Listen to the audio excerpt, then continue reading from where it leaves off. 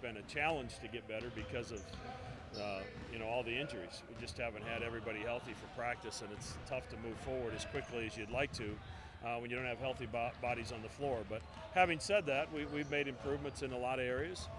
We let one game get away in the Marquette game. Otherwise, we're in a pretty good spot. So, we've got a tough road trip ahead, and it's going to tell us a lot about what's going to happen in March. Is going to be dependent a lot on what happens these next three games. Marcus will have his he'll have the hand x-rayed again probably in 10 days, potentially early next week. I mean, I think it goes without saying he's out for this game, out for the Seton Hall game. I think the Seton Hall game, the Xavier game's probably doubtful as well. We just have to make sure there's some healing in that bone before we put it back out there. How frustrating is it, given the strides that he's made in such a short period of time, this season being such a key contributor? Obviously, it's unfortunate. He's played really good basketball for us off the bench, and then since he's become a starter, and one of the better freshmen in the league in terms of what his productivity's been. So it's a little setback. Not going to be the worst thing that happens in his life, but it's something that he's going to have to deal with. And he's been awesome in practice. He's here every day. He's talking. He's trying to help the guys prepare, and that's what a point guard should do. So who will take his place in the starting? Either Caleb or we'll go big, depending on what transpires, and frankly, depending on who we're playing as well. Caleb's the only guard left over there, so I don't have a lot of choices. We'll see if Cashaw and maybe Damian Jefferson can play a little bit on Wednesday. They practiced some today. This is really their first live practice since their injuries. If they're feeling pretty good tomorrow, hopefully we can at least get them out there for a few minutes at a time. How have you adjusted to practicing, preparing, keeping guys ratcheted up with limited bodies and everything? How do you adjust? You have to shorten everything up. Things you were doing, maybe you wanted 10 or 12 minutes of work, you try to cut it back to 6 or 7 because you just can't run these guys into the ground. And obviously you have to rely a little bit more on your film study and some walkthrough and not quite as many live reps as we normally would have this time of year. But it's the reality. It's a situation we're faced with, and we got to do the best we can with who's available. How do you avoid the team falling into the 0-4 knee thing, because you've had so many hits injury-wise this year? I don't think young people think like that. I think we do. I know I do. But I just don't think. I think young people are resilient. I think they look at it as an opportunity, and we always talk about, it's the old cliche, next man up. But the reality of it is somebody's got to be ready. We've played some decent basketball with Damian out. We got a great win the other day against Xavier with no Damian or Connor. We're moving the right direction, and guys just have to continue to prepare themselves. And you never know what's going to happen next, so you have to prepare for the worst. You want 3 wins, obviously, but what also do you want to see from this team? Going 3 games on the road is tough to do in a league. We just want constant growth. And we've got a lot of individual players that have made some really good strides over the course of the last month to 6 weeks, and hopefully that progress can continue. And if it does, then we'll get into March and we'll be playing some of our best basketball. And as a coach, that's what you're hoping for every year. What did you learn from that matchup with Villanova the first time? You led them going into probably 16-minute mark. Yeah, we played some good basketball, but there's some lessons to be learned. If you make a mistake in Villanova, they're going to make you pay for it. If you leave your feet on a shot fake, if you stare at the ball on a back cut, you're really asking for it. So, we have to be incredibly disciplined. It's the only way to beat Villanova is to somehow try to beat them at their own game, and that's being extremely disciplined, not making a lot of mistakes. And that's what it's going to take for us to go in there and be successful, and that's why we had the lead with 15 minutes to go in our building. And then we made a few mistakes, and things went south on us. So it's a good basketball team. They're number 1 in our league and the top 15 in the country for a reason.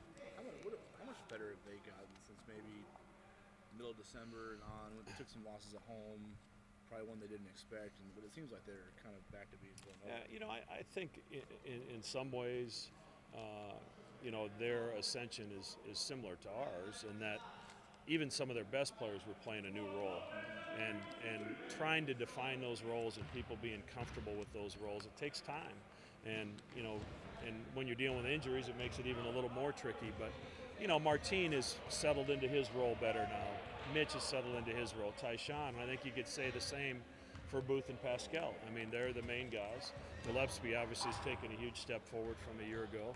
And their role players are trying to figure out what they can do and what they shouldn't do in order for the team to be successful. And I think in November and December, when you have a bunch of people in different spots, I think that's slow going.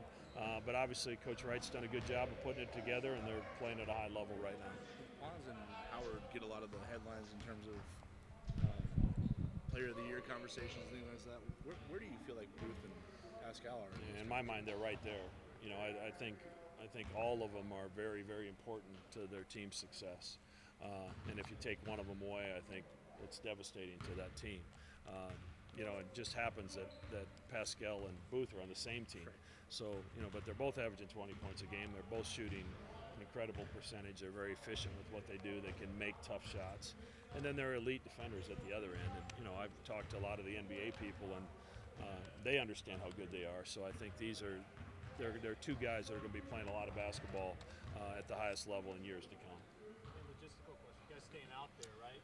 We are on this trip, yeah. We'll come back before the Xavier game. We'll come back Saturday night, but you know, it just makes sense. You get back late, you know, in the middle of the morning on Thursday, and you'd be back for a day, and we'd leave again Friday anyway. So, you know, you know, we'll find some. We're going to practice at Temple and stay in Philadelphia for 3 days, and then go over to Newark. Not that you need it though, but a trip like this, a road trip like this, where you're constantly with these guys, can it serve as maybe a positive to kind of all together, kind of?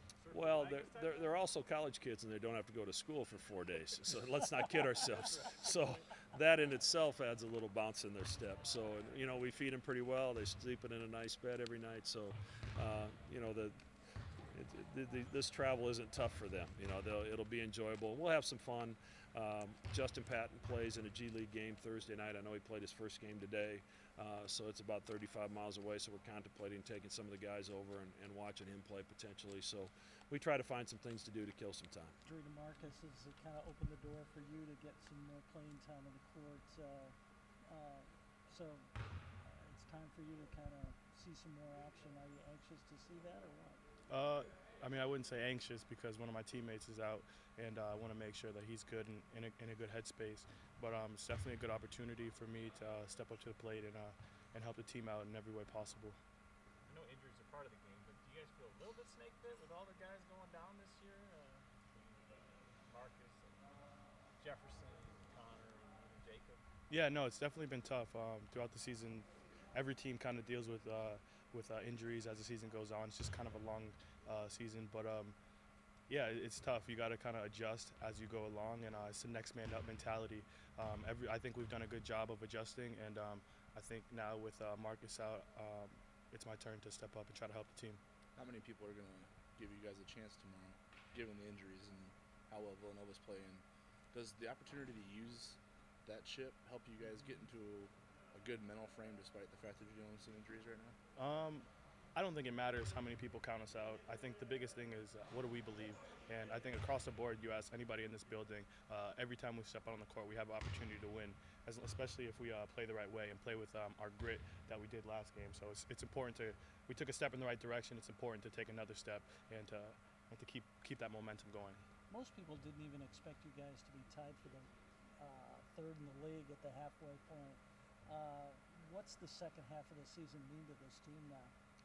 I think we learned a lot. I think we learned that if we don't do the things that we need to, if we don't have the effort play, if we don't play with effort in that grit every game, then we can lose. And we learned that definitely. I think the important thing is we have another opportunity. So we get to play a lot of teams that we lost to the first time around. And now if they're going to beat us, they're going to have to beat us at our best. You guys led Villanova late into the game when they were here. What do you need to do to maybe finish against them this time on the road? I think it comes down to discipline. I think every time we had them up with their backs up against the rope, we kind of we kind of shot ourselves in the foot. Really, we would turn the ball over. We'd make a foul that was ill-advised, put them to the free throw line. Just little things, and that comes with our youth. But the second time around, we get to play them. We'll see how much we've matured as a team, and I think we've taken a few steps in the right direction, and now it's just time to capitalize on it. As a senior, I'm telling the guys to seize the moment, because these games, they're huge for our season and for our momentum moving forward, so we definitely have to capitalize on this. Anything else? All right. About that Thank you. Patriots win? What was that? How about that Patriots win? Jesus is from Foxborough, baby. Let's do this.